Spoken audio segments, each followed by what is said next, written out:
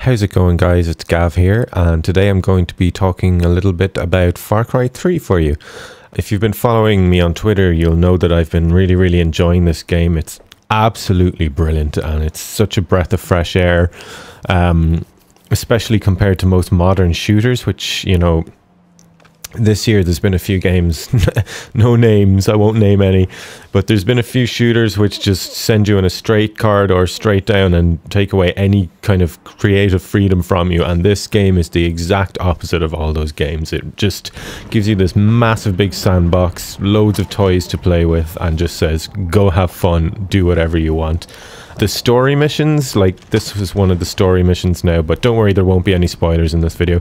The story missions are quite linear for the most part, but the general outside hub of the game, there's a lot of stuff to do, a lot of side missions and things, and they let you go about that your own way. You're going to see some stealth gameplay here. You've got these awesome takedowns you can do on enemies. The stealthing in this game is really fun. Not the most challenging game, not the most difficult game. Look at those multiple takedowns, they're awesome. Not the most difficult game in the world, but it's a lot of fun. So I generally don't really play games for difficulty. I play them for escapism. So, you know, if you're after a bastard hard challenge of a game, this probably won't be the one for you. But if you're after a crazy sandbox with loads of fun, this is definitely a good choice.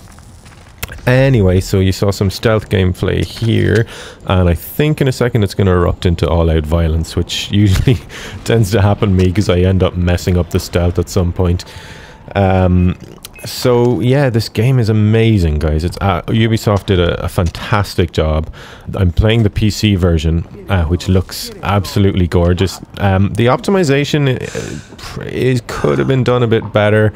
I'm hoping there's a patch out. There's a lot of micro stutter and things, even when you're running like 60 plus frames. You do get a lot of micro stutter, but I've managed to reduce it by following some tips from you guys on Twitter, so that's awesome.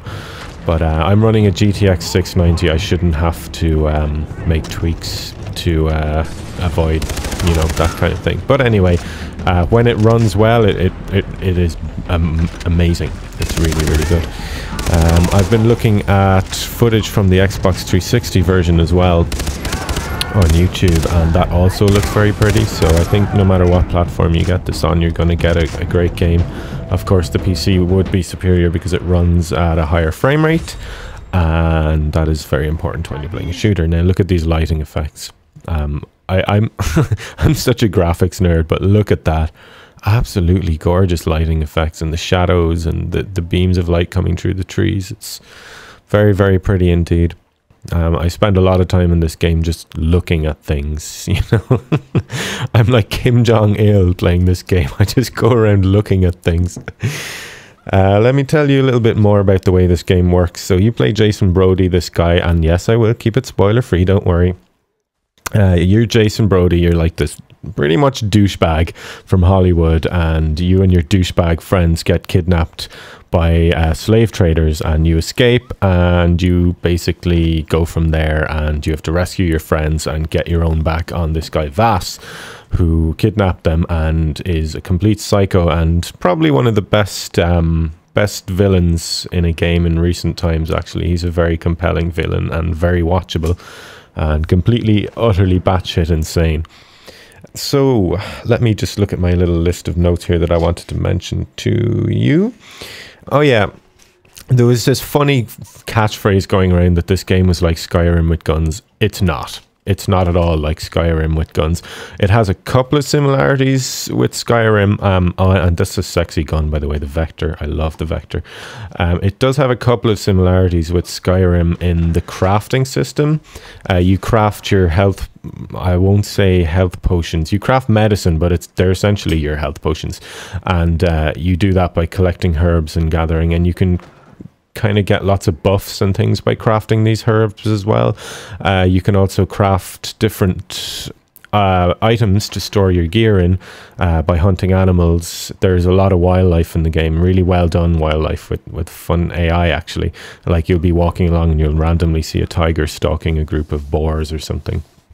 It's really well done. But yeah, you can upgrade your your backpack or your wallet to carry more money by hunting animals and crafting out the skins. It makes no sense because it's game logic, but it's still fun, and it's very easy to do, and the menu's easily accessible. So yeah, it's a nice addition. That would be really the only similarity with Skyrim, apart from the open world and the fact that you can kind of choose what to do whenever you want to do it. I mean, this game is not dialogue heavy at all. It's mostly action. It's mostly just you in this gigantic island sandbox, which, as you can see here, is absolutely huge. And Ubisoft made this game, so there are similarities with Assassin's Creed series. Here you're seeing one of them. How you open up the areas of the map is that you climb these towers, and then it kind of shows you what's all around, and then you unlock an area of the map. You can see everything that's in that area on your mini-map. It's a nice idea. It's really cool. And then you get to use the zip lines to get back down, which are awesome. There's also hang gliders, which I forgot to get some footage of for you, actually. But, you know, that'll be a nice surprise for you when you play it yourself. And there is another way of traveling that you find later on, but I'm not going to ruin that either because it's really awesome. So let me see. What else have we got here? What did I not like in this game? Honestly, there's really not a whole lot I don't like in this game. Anything that I have found to be a problem is something really, really minor, a really minor niggle.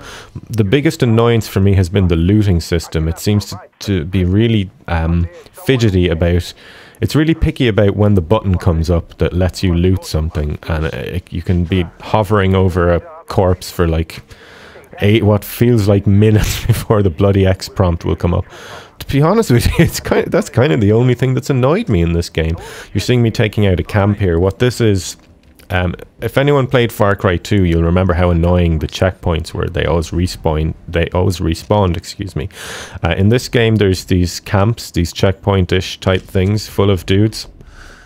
And if you take them all out, they don't come back, and the checkpoint becomes yours, which is awesome. It becomes a fast travel point and a place where you can gear back up. So you kind of spot them all, and then with your camera, and it's up to you then to take the base whichever way you want, which I love.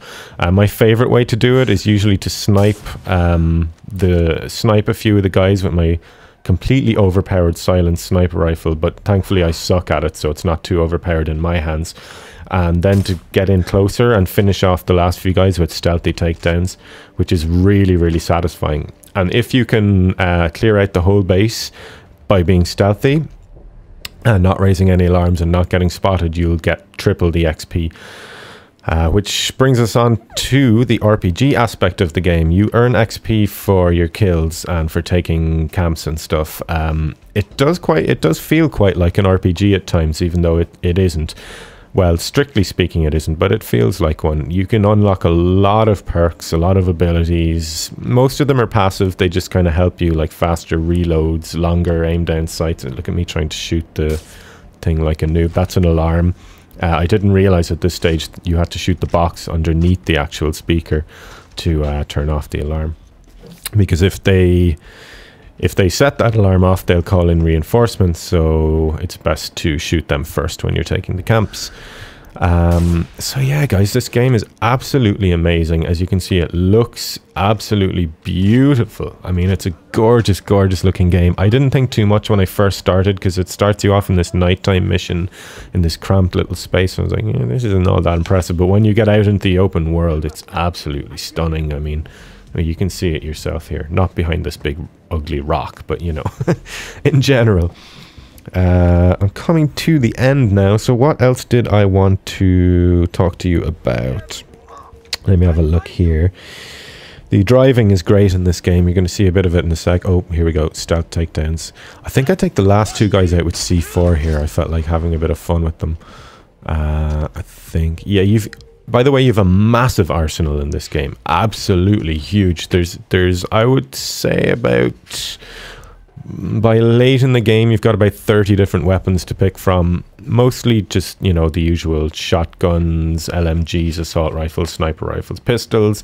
There's also a few special guns. You can unlock like a bow, which is used in a lot of the hunting missions. Oh, here we go. We finished these guys with C4, trolling them. The bow is quite difficult to use, and I can imagine a lot of guys will be challenging themselves to do bow and arrow only playthroughs just to be hard asses. And here we go. Boom. Trolling the enemies. You're going to see some of the driving now. One of the little race missions you can do. They're fun little race missions. They're not too challenging, and well, they are for me because I'm terrible at the game, but they're fun, and that's the most important thing.